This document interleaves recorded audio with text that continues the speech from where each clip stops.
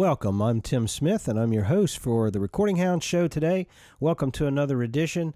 Well, I'm talking today with Sarantos. He's a pretty well-known musician and recordist on the internet these days. If you would check his website at www.melogia.com, you can find him on the internet, and he's all over Facebook. He's on YouTube and most all the other social sites. So glad to have you on the show here, Sarantos. Thanks, Tim. Glad to be with you. And I just wanted to let you know that the website is actually melogia.com. So I didn't want to confuse your listeners. Okay, sorry, my mistake. And no problem. And so how did you actually get started with this? Has this been a passion of yours for quite some time? As long as I can remember, since I was a little kid, I've always wanted to do this. And I'm very happy that I finally started to pursue my dream. And did it kind of happen slowly, incrementally, or is it something that happened over a long period of time? Did things kind of get off to a slow start? Did you have anything that you would say was maybe detrimental to getting started, or how did you end up getting started with this whole thing? It's something I've always wanted to do, and I kind of always kept pushing it to the background. And I think probably the one event that really pushed me over the edge to get it started was my father passed away a couple of years ago. And I kind of just realized life is too short, and there's just no reason for me not to give this a shot.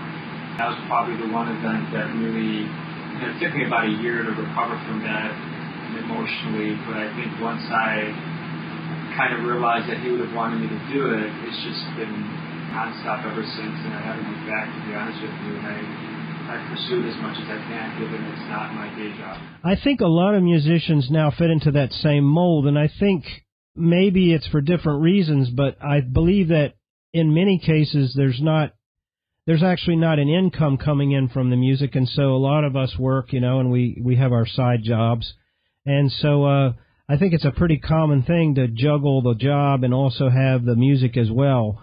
And it seems that you've accomplished quite a bit, having only doing this as a part-time venture. I try. Do you foresee growing in what you're doing? I mean, I'm sure you probably have goals that you're looking forward to, things that you want to change. Are you pretty happy with where you're at right now? Yeah, I think so. I think probably my number one goal, to be honest with you, is just to continue to grow my fan base.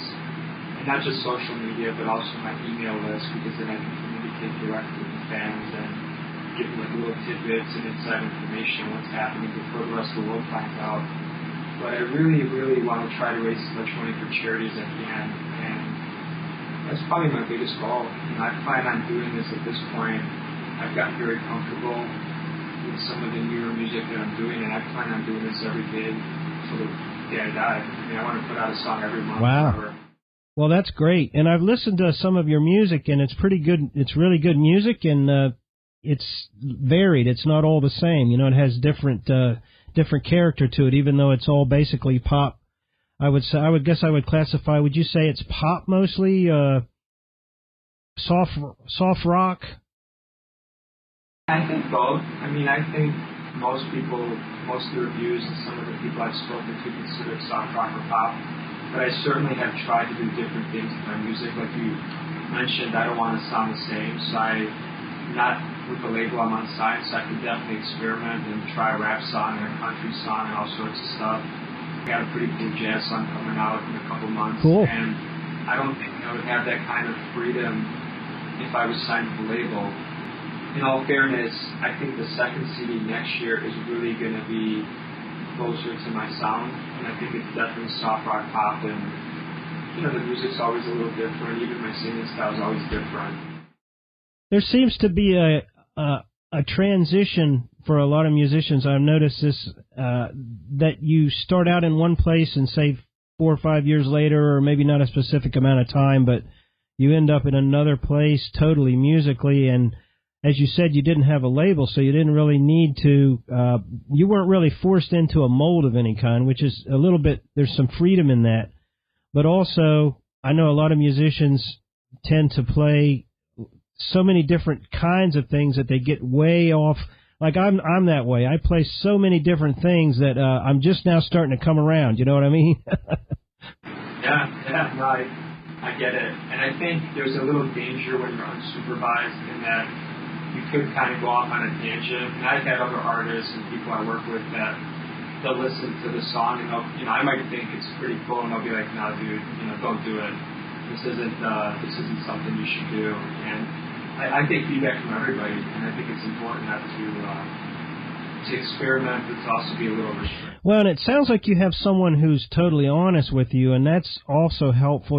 I think one of the worst things a person could do is to mislead someone if something doesn't sound right. If a close friend, I think the tendency for a lot of people is to try to boost your morale by saying, oh, yeah, that's great, and really in reality it's not maybe as bad as the emperor with no clothes, so to speak, but it's a situation where you really would like some positive and honest feedback, and it sounds like you have somebody that's giving you some of that kind of feedback, and actually I think it can be more damaging to have positive comments all the time, always getting the gold star. You know what I'm trying to say? I completely agree with you, and I've never been the kind of person who has any problem with criticism, and I've grown a lot as an artist because I've gotten some not so complimentary feedback, and I definitely think that that's helped me grow as an artist and get in a better place. And I don't care how successful I get, I will always listen to criticism, and of course you take it with a grain of salt, because sometimes one of the cool things that I do with every song is there's a website, Reverb, and I get the reviews. You can pay for 200 reviews from other musicians usually.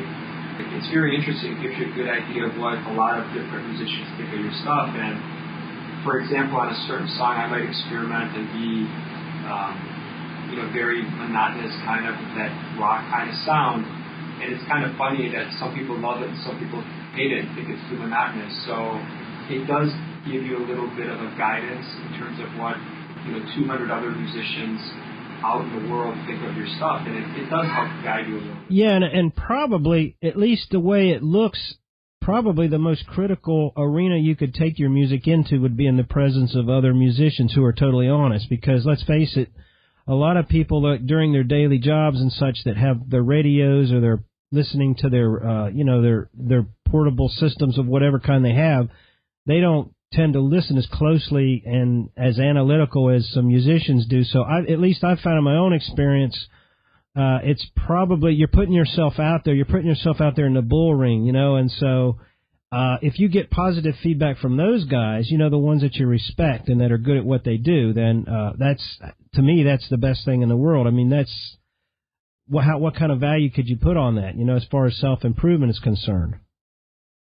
Sure, I agree. And so I think how do you generally start some of your work? Do you have a preset way that you go about to make your recordings? Do you do things different every time? I know some musicians use templates in their software. Do you have sort of a pre-selected way that you go about creating your music, or do you prefer to just create it differently each time?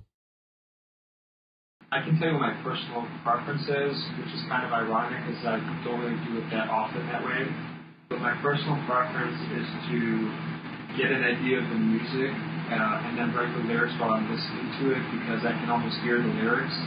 I think that's probably my favorite thing to do, but unfortunately for me, given that I'm not a super talented musician, most of the stuff I create is in Logic on the computer, and then I can hire a super talented guitarist or drummer to kind of recreate what I've done digitally so it sounds authentic and real. But most of the time I end up writing the lyrics first, getting an idea for the music and putting it together that way. But I have done it every which way, and hopefully if I continue to grow and I get to the point where I have one or two producers I work with, it'd be great to let them do what they're really talented at. And to me, my number one love and my number one passion is lyrics. Lyrics are the thing that come the easiest.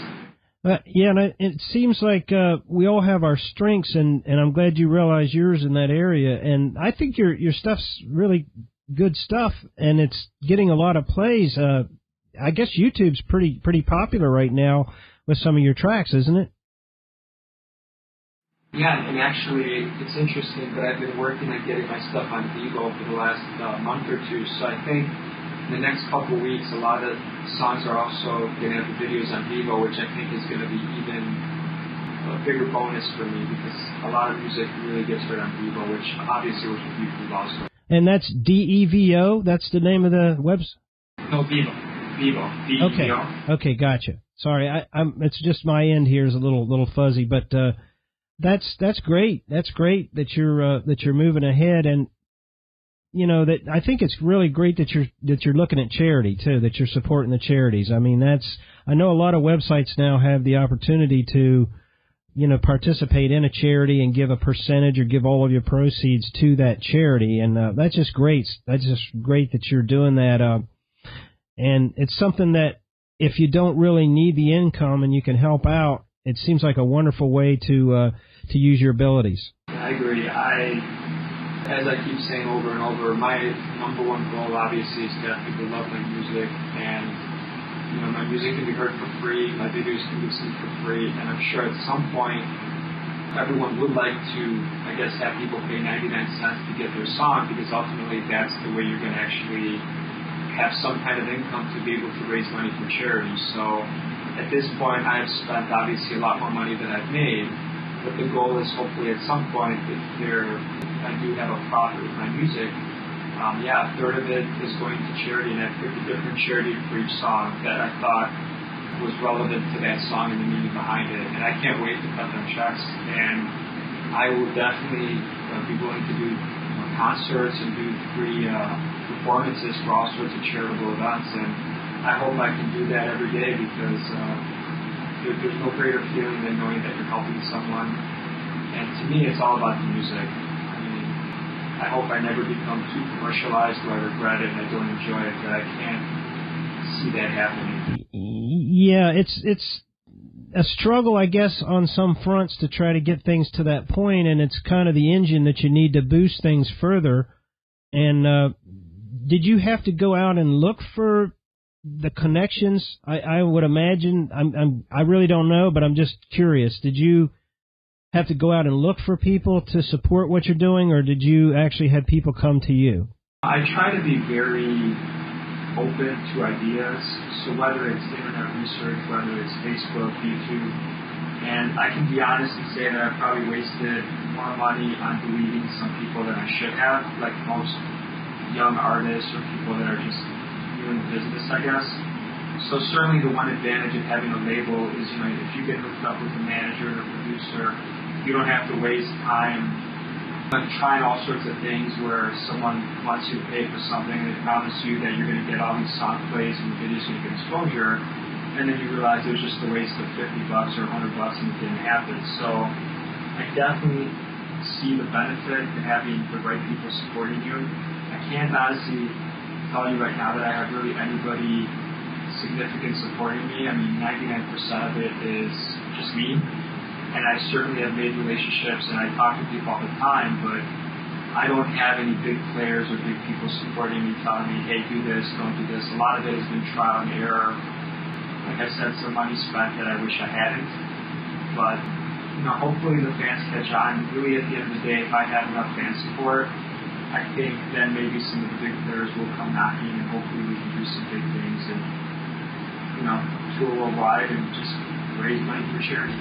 That's great. I think dumping money into a project, spending money on a project, I never looked at it like it was going into a hole. I looked at it more like, it's going to something productive. And even though it may not show monetarily in the amount that we're looking for, it seems that it's very rewarding. At least, would you agree with that?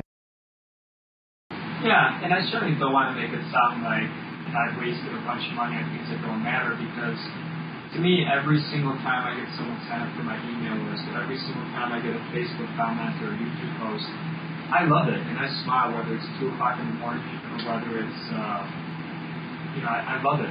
So yeah, I don't think it's a waste in that manner. I definitely understand the power of marketing. I definitely understand the power of having the right people guiding you. So the benefit to being an indie artist is you can do whatever you want. The disadvantage is you're doing all these things that probably are not as fruitful, as they could be. Do you ever foresee you getting to the point where you may step from one stone to the other and not step back on the other one as far as your other occupation? Do you think that you may? Do you have a vision to actually do this part-time, or do you think you may actually be interested in boosting things a little further and get to the point where you never have to, go back to your other job? Yeah, I guess to clarify, my number one passion is my music. And I would give up my career in a heartbeat to pursue this full-time and to tour worldwide and to do anything that the fans wanted me to do. Like I keep saying, honestly not doing it for the money. I would love to perform, I would love to do this full-time, but I think a lot of artists maybe take the wrong approach where they give up everything when they're not in a position to do that. So certainly if a big label or someone with connections came up to me and said, hey, we believe in you, we want you to give up your job and do this full-time in the right situation, I would definitely consider it because, or alternatively, if the fans keep growing and I get to the point where I can make a living off it, I would have absolutely no problem giving up my career and doing this full-time. This is my number one passion. And I think when people, if I ever get to that point and I get bigger and I can reveal to the public, what my real name is and what my real profession is, I think then they would understand the charity thing a little bit more because sometimes I think a lot of artists out there use that as an angle and I think they're not very ethical in how they're doing it. So to me, I really, really, again, how much money do you need? How many cars do you need? I don't think that anyone should ever do this for money, and I think people kind of get greedy at some point. But I would love to raise money for charity, and I don't need to have 30 cars, and I don't need to, really don't. And I've always been that way, and I'm not going to change. And I know people get very tempted, but I can't imagine that ever happening. I don't know that I could do that, so I think it takes a special person to do that. I was just at a concert recently, and I seen the bus out back, the tour bus, and I'm thinking that's their house, that's their house for the whole. When I'm at my house enjoying my house, they're in that bus, and they're driving to like they were going 3 states away. They just came from a 12-hour drive, and it was just. Now on the good part of it, they were a bigger band, so they had people that set their gear up for them and everything, but still, it was just, I just don't know if I could, I'm sure there's probably some musicians out there that could relate a little bit, and I know that's a negative on my part, and I think you've got the right attitude, and I probably don't, but I just think that for that, to me, when I really look at that commitment, it's like, wow, they have no family life. They're on the road, unless they take their family with them, and, I guess it depends on the degree because there's local exposure and then there's national exposure and, it's quite for me, I would have to contemplate. I would probably at the end of contemplating, I don't know if I could, go that, but that's really great that you have that commitment, that level of commitment, that you'd be willing to go that extra step and, actually just give everything up and, do that. But that's what it takes, and, I see those guys out there, when they're sick, they have to get out there. I think if you love what you do, I don't want to ever get to the point where I'm like, I'm really bummed, I don't want to go out on stage, I don't feel good. To me, just like when I sing at home, or just like when I've been singing since I was a little kid, I love it. When I was a little kid, me and my sister would fight, and I'd say, Mom and Dad leaving, you know what, I got downstairs first, I'm going to go to the concert. We put on music and I just blasted, and I can't ever imagine that. And I think if that ever happens to me, then you have a decision to make. You say, you know what, maybe instead of performing 4 days a week, it's 2 or 3. Because again, I'm looking to do this long term. I think a lot of bands, I've looked at a lot of research, and I think sure it takes them 1 or 2 or 3 CDs to get going. Most if they make it will produce 5 or 6 or 7 CDs. What do? They release a CD every couple of years, then you don't hear about them, they promote it. I'm releasing a new song every month forever. And at some point, I think if I get enough fans, they'll look forward to it. They'll look forward to the video. They'll look forward to one of the things I'm starting next week, which I guess I can reveal on your show, is I'm also going to be releasing a book every year. So it's a fiction fantasy book, and the first chapter is going to be released each month. The title of the chapter and the story has to do with each song each month.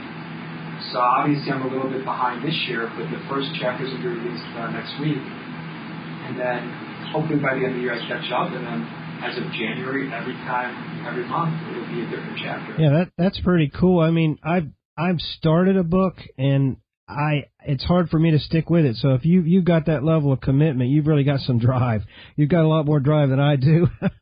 I mean, I started it. I'm planning on finishing it, but I don't really have a finished date. You know, I haven't locked myself into like, okay, this has to be done by this amount of time and such on and so forth. But wow, yeah, I mean, you've really got some ambition and drive there, and it shows in your websites and everything. I mean, I know you put a lot of work into all that. You know, putting everything together and you know, getting everything set up, because I don't know, I guess I counted about 10 different social sites that you're all set up on, and you know, you're getting quite a few hits. I mean, I didn't look at all of them, but it looks like you're getting some quite a bit of you know, quite a few listens there.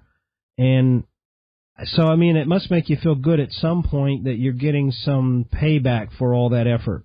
You know, it's a complete thrill every time, like I said, a fan interacts with me, or someone says, hey, you have a great voice, or someone likes the song. And I always read the criticisms and the suggestions, and I take them to heart, and I really think about them, but nothing puts a smile on my face than someone giving me a compliment. You know, and I have to be honest, I thought it would be a lot harsher than it has been. And most people have been very complimentary, and I was expecting a lot more people to tell me I was terrible and why in the world did I do that stuff. But there really have not been very many negative comments. It's surprising to me, but you know, and I'm talking about the general fans. On the musician part with Reverb Nation reviews, I'd say about 20% of them, you know, they have things that aren't totally complimentary to say. But again, I think it's helped me grow as a musician and an artist, and beneficial in the long run. Yeah, you know, I never even asked you what instruments you play. Are you primarily a vocalist, or I know you obviously you need to have some compositional and recording skills in order to even just to lay down basic tracks in Logic and all. And I'm you know, I don't use Logic, but I understand it's a very easy to use program and very helpful. Yeah, so I consider myself, I guess, a solo music artist.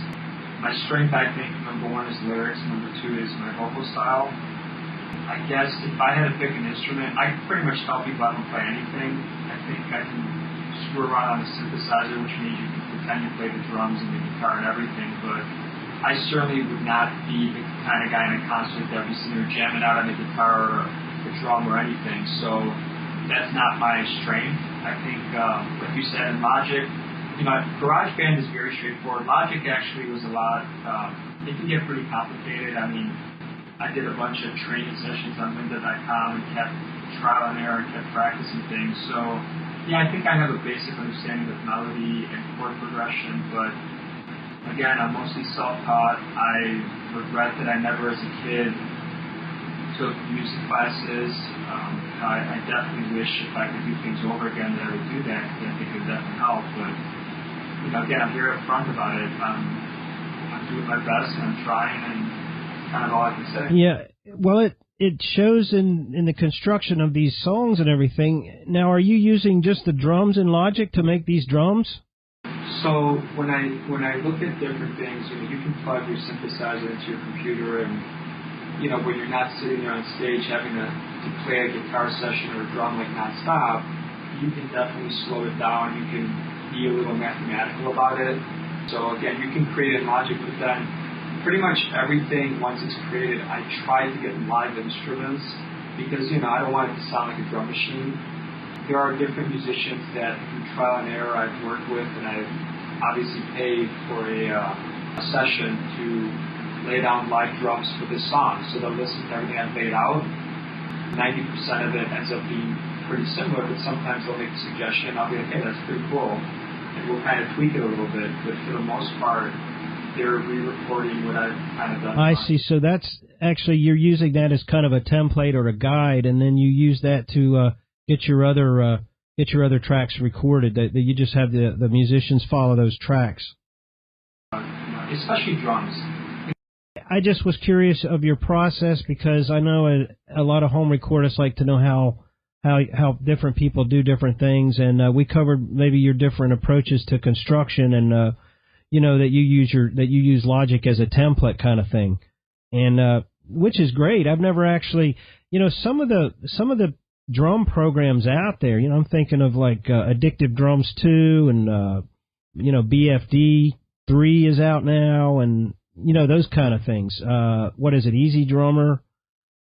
They just came out with Easy Drummer 2, I guess. Those programs are really realistic. I mean, they're very, very real. So when you're telling me that they don't sound as real drums, yeah, I mean, what I'm saying is I guess there's the opportunity sometimes to make it, for somebody to say that couldn't get it recorded, I guess. What I was really trying to say is that the last couple of years as I've progressed as a musician, I've gotten so much better where I can hear everything now that I couldn't necessarily hear it 3 years ago. To the average person, they really couldn't tell the difference, but when I sent it to different producers or different people that listened to it, they could tell. And I couldn't tell initially either. But you're right, the technology is getting better and better, and people that are pros, they can take a drum machine and make it sound real, and they know all the different tweaks to do to it that I don't. Look, at the end of the day, a professional is a professional for a reason. Yeah, absolutely, sure. And I think that it's good to have input, even if you're doing your own stuff, because a lot of home recordists are kind of stuck away in a bedroom somewhere, and they don't really talk to anyone about it. No one comments or anything until they've actually constructed it. And it's nice to have someone in the construction phase to talk to if you have questions or whatnot, and you can talk about things and figure out better ways to do things. And but it sounds as if from what I'm hearing, your tracks are very pro sounding, and you've gotten the right people involved. If I could give some advice to your listeners, at the end of the day, everybody wants to go to a professional studio and everybody wants to have something, but that can get very, very expensive. So there's no question that it's a bigger challenge for me when you don't have a sound studio and you're kind of recording vocals in your family room and then you're trying to make it, correct out. There's no question that the professional environment is easier, but I think after a year and a half, I kind of got into my groove now where I did go to a professional studio, and to be honest with you, I was like, you know what? I do better work at my home. And once you kind of get your niche and your routine and you decide, okay, I'm going to lay the vocals here and then I'm going to give it to this guy, he's going to mix it, I think you kind of get into your routine and you realize through trial and error, okay, this guy's good at this guy's good at this guy's good at this, and you kind of start putting it together, whether it's your team or your routine. And I wish I had figured that out from the beginning, but it's going to be different for everyone. And you just got to be open to ideas and keep trying, and eventually, I certainly did not produce professional sounding things my first time out either, but I think it could definitely be done.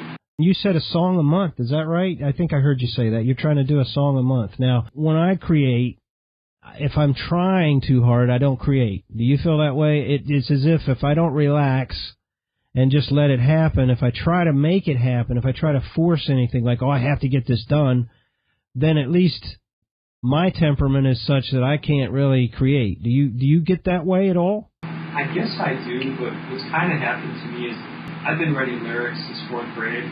So I literally have, when I digitized everything a couple of years ago, I had over like 1,000 songs easily. And I have gotten better at writing lyrics the last couple of years, so it depends. I will try consciously not to do anything for a week, and sometimes it's impossible because I'll be at the gym and all of a sudden between sets I've written like 4 songs. So at this point I just have so much material that I literally have a folder and I say, okay, what am I in the mood for? Am I in the mood for a pop song, a rock song? Am I in the mood for a punk song? Am I in the mood for... So I have enough out there that I don't have to force anything anymore. But sometimes, I do get stuck. Yeah, I'm kind of in the mood for something and I want to change something about a lyric or a song. And I get stuck sometimes, but the one thing that at this point I'm kind of doing is I'm trying to get ahead of the game, because if I'm like 3 months ahead of the game, then I'm not going to have this pressure that, well, I haven't finished this, I haven't mixed it, I haven't mastered it, and it's due in a week. I mean, I do not want to get into that kind of situation, which is why I started recording everything like a year before January of this year. You know, I knew I was going to start releasing it, and I wanted to give myself enough time, and I'm happy that I did, because, like I said, the first stuff I recorded sounded terrible compared to what came out now, and this stuff sounds so much, in my mind, so much less. It's so inferior compared to what's coming out, you know, in a few months. And it just kind of keeps getting better. The process continues. One of the perceptions that I've noticed with a fairly well-known artist or artists on the internet when they release a track, and I've noticed this several times, that if you release too many tracks at once, it reduces your plays for all of them, because it seems as if, you know, now once a month I don't think is too, that's your judgment, that's not mine, that's your call, but I guess what I'm saying is I've seen tracks get more plays when you space out the releases, because if you release 2 or 3 tracks at once, then, you know, like if you go to your websites and you go to your social networks and you say, here's 3 tracks, you know, most people only have time to listen to 1 track. So I've noticed another little trick people tend to do, especially with SoundCloud, is they release on Sunday night, because they know a lot of other artists release on Sunday night. And so, you know, they get more plays that way. Now, I don't do that. I do everything the wrong way. But, you know, that's just one of the little tricks that I've heard, that if you release your stuff on a Sunday night, and, of course, that's a different time everywhere, but it tends to time things. So once a month, if you're shooting for once a month, I think, you know, a lot of people are doing, I guess, once a month on a track. But say if you'd release a track, I guess what I'm trying to say is if you did it like every day or two, you know, and, you know, then it would be kind of like oversaturating. Would you agree with that? Yeah, totally. I think, you know, when I looked at it, I knew in my mind, you know, and I talked to people and they said, you're crazy, you know, just release a CD and every couple of years like everyone else does it. I said, I want to stay in constant touch with the fans, but I don't want to annoy them. And I think I'm going to annoy them if I'm putting out the same sounding music, if I'm singing the same style every song. And when I looked at it, I said, you know, I think once a month kind of works, but what I've noticed in my social media is when that song comes out, everything spikes. And when the video comes out, things spike. So I've definitely noticed that more than what I release in weeks 3 and 4. I try to post at least once a day, and I try to be, it's not a marketing agency, it's me. So I don't know if you've ever checked out other artists' sites. It's all garbage. It's all like, buy this, do this, you know, come see my show, buy a jersey. When I look at it, what I wanted to do is, I've never asked anybody to buy a song. I've never asked them to buy a video. I've never asked them to buy a t-shirt. So I kind of try to have this low-key approach, and I'm sure I'm losing sales because of it, but I want people to be my fan forever. Right. I want them to kind of say, okay, and the reason I chose Tuesday, to be honest with you, is that, you know, people get back to work on Monday, you come home Monday night, most people want to hear a good song. Mm-hmm. And really, the stuff comes out.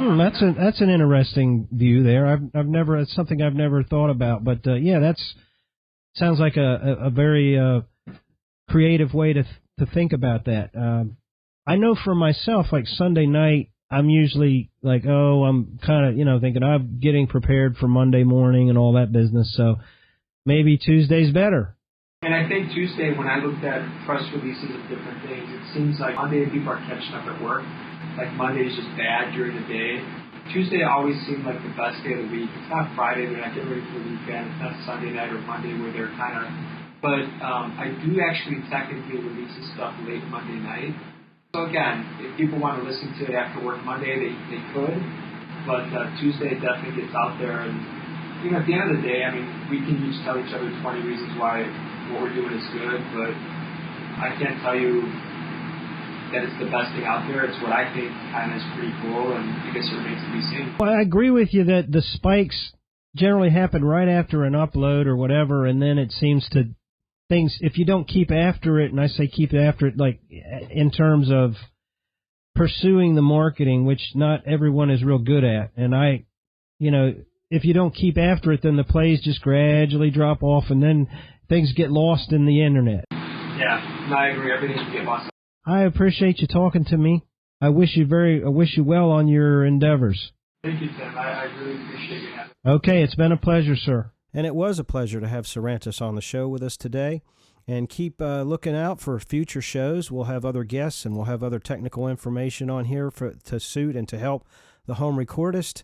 Look for an upcoming video on YouTube I'm going to put out. I'm going to go over Ozone 5 and just kind of walk you through it a little bit. If you don't know what Ozone 5 is, it's a very useful program for the home recordist.